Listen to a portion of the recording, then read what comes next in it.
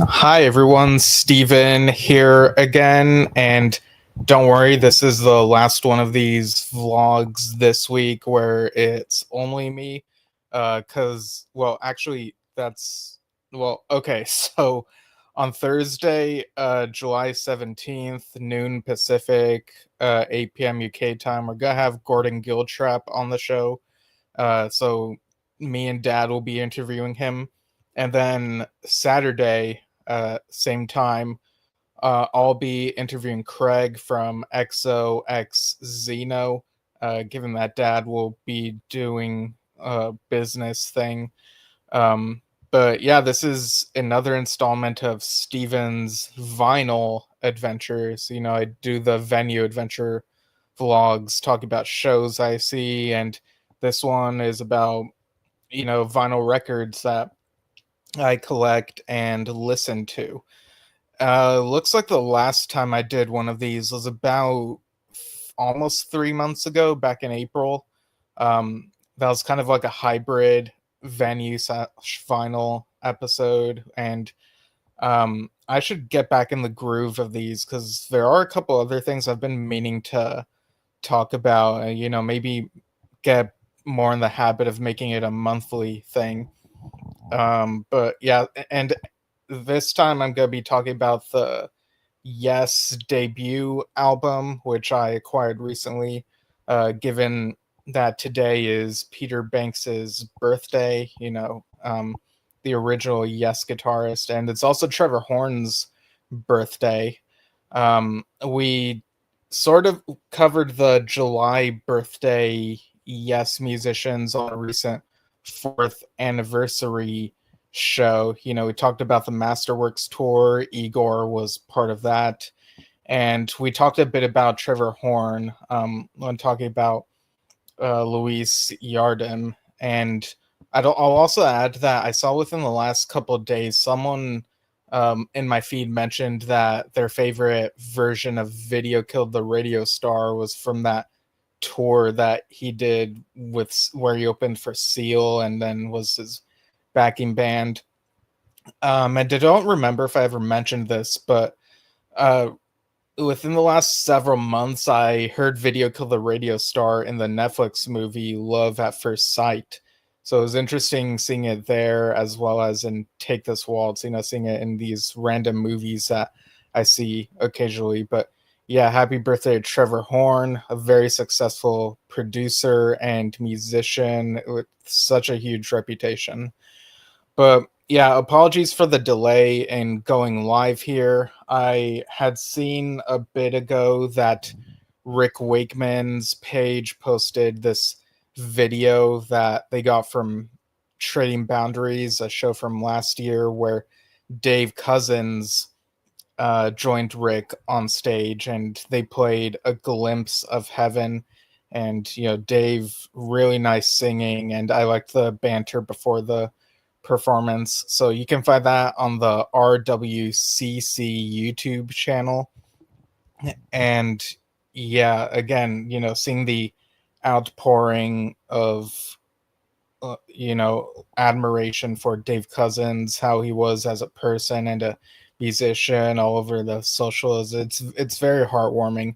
And of course, people are posting about Peter Banks now, given that today would have been his birthday. So yeah, and that made for a good excuse to talk about the Yes record that I got recently. So as a refresher, I found this at Barnes and Noble a few weeks ago, and it might have actually been a month ago now that I think about it. It was right before I went to see my friend's band, Fake Band Practice. Did a whole vlog about that. It was a really great, loud show, seeing all the bands that were there. But yeah, I was basically carrying this around with me in a bag during that whole time. Um, And as I mentioned before, at that Barnes and Noble, I saw that they also had Yes Singles 1 and 2. And seeing the physical packaging does make it a bit more tempting to get, especially the second one because of the coloring on it. and the design is like somewhat reminiscent of the original Yes album cover, if I remember correctly. But yeah, I opted for the original album. I do have I've had the debut album on CD, from the Rhino remasters era with the bonus tracks. Lately, it's been tough to figure out where exactly I have that around here. I'm sure it's somewhere around here, maybe in one of these boxes or bags or something that I have. So hopefully I'm able to dig that out at some point in the near future just to know like that I know where exactly it is. But in the meantime, I got to listen to the vinyl record, and it was a great experience. So I'll go ahead and show how both sides are pretty much the same. They have the logo and they have the Yes balloon logo, and then the Atlantic Records logo in the bottom right corner. And I'll go ahead and open it real quick. So on one side, you have a photograph of the lineup, the original Yes lineup, and it's in this purplish coloring, that photo. And on the other side, you have the light is kind of in the way. Um, Let me try to move this around. So yeah, I don't know if that's a good view, but it has the little written thing at the beginning where Tony Wilson from Melody Maker talks about Led Zeppelin and Yes being expected to be successful, and you have the personnel and what tracks are on side one and side two, and it's better seeing the way that the text is. It looks like it's written in some sort of marker or Sharpie pen or something, or I guess it's a pen, but because it's big it makes me think of a marker. But it's much nicer seeing that in such larger format than the booklet in the CD version. And of course, uh, the sleeve is in the photograph side of this thing. The slot, I should say, where the record is. Uh, so it comes in this white jacket. Um,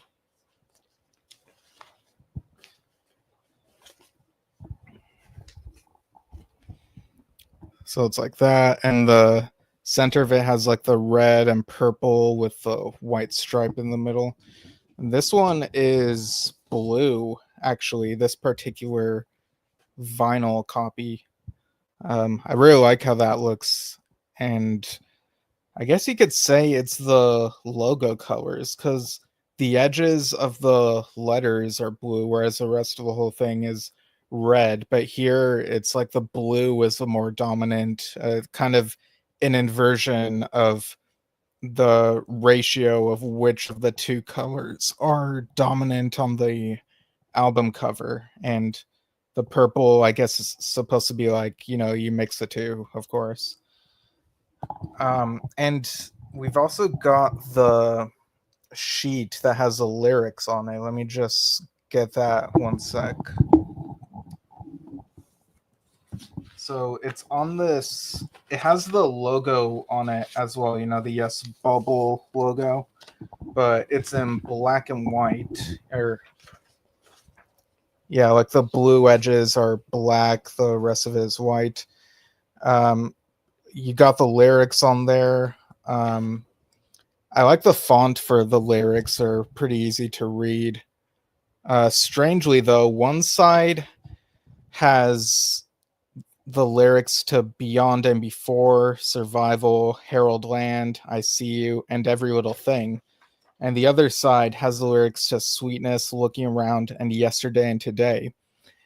Well, what's odd about that is those are not in order on this sheet. Like you would think that it would have the side one lyrics, Beyond and Before, I See You, Yesterday and Today, and looking around on one side and the rest on the other side, like Harold Land, Every Little Thing, Sweetness, and Survival. But yeah, I wonder what the reason is for that. It's just odd to me. Like, I don't know, are other records like this where they list the lyrics but not in the order of how the tracks are on the record? But anyway, I really enjoyed listening to this on my record player. It felt, maybe more so than some other records, it felt like going back in time, which I'm sure sounds silly given that, I still have a computer around me, all this technology that wouldn't have been around back then, but it felt like a more nostalgic listen. Stuff like Yesterday and Today and Sweetness, the softness of John's singing stood out more, and it was very beautiful.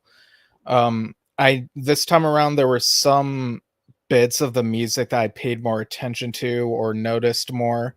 I, was paying more attention to Tony's keyboard playing toward the end of Looking Around, and it really is a good thing having that back to back with Harold Land, and that probably segues better on the CD.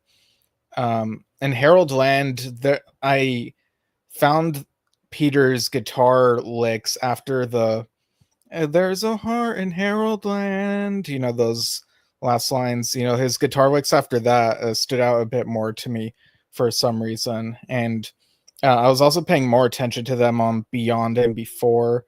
Um, so yeah, again, Peter really was a great guitarist, and I like what he brought to that original iteration of the band. Some things sounded more raw, and he would get improvisational in the live setting from time to time. I think, I See You in the live setting, I think, is an example of that. So it's always great whenever we're able to see footage of that early era see the light of day for the first time all these decades later. Within the last couple of years, we've had people find some things and post them on YouTube. But even before that, for a while, we've had the Beat Club footage, with no opportunity necessary. And I love how that version doesn't have the orchestra, so you get to hear Peter more. It's like, and when that footage was released on the Lost broadcasts about 15 or so years ago, they were able to add Looking Around and Survival, which was eye-opening, a real surprise there. And the Time into Word video, even though they're miming that, it's cool seeing that in that lineup and in color. Yeah, and this is my copy of the early broadcasts. I'll show you the DVD, how the DVD looks, since Dad's was in the player when we showed that the other day. Yeah, it's, it just looks like a regular shiny disc. But it's interesting how the Yes bubble logo really evokes an era and can be iconic in its own right. It represents that original era. So yeah, very happy with this acquisition of the original Yes album on vinyl. When exactly was this copy made? Let me see the copyright date.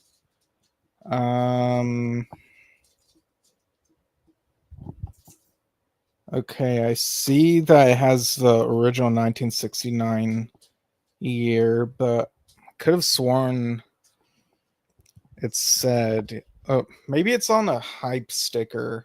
I'm pretty sure it's from within the last couple years, maybe few years, but yeah, great addition to my collection.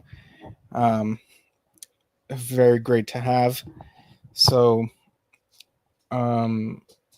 yeah, and also here's an update on the John Anderson Lost Tapes box set that I have. So, I took Peter D'Amore's recommendation of adding John Anderson's solo CDs I already had to fill out this box. And so what I did, well, I'll go ahead and hold it in front of the camera first, but I gotta be careful, so bear with me. It might sound quiet for a moment if you're just listening to the audio.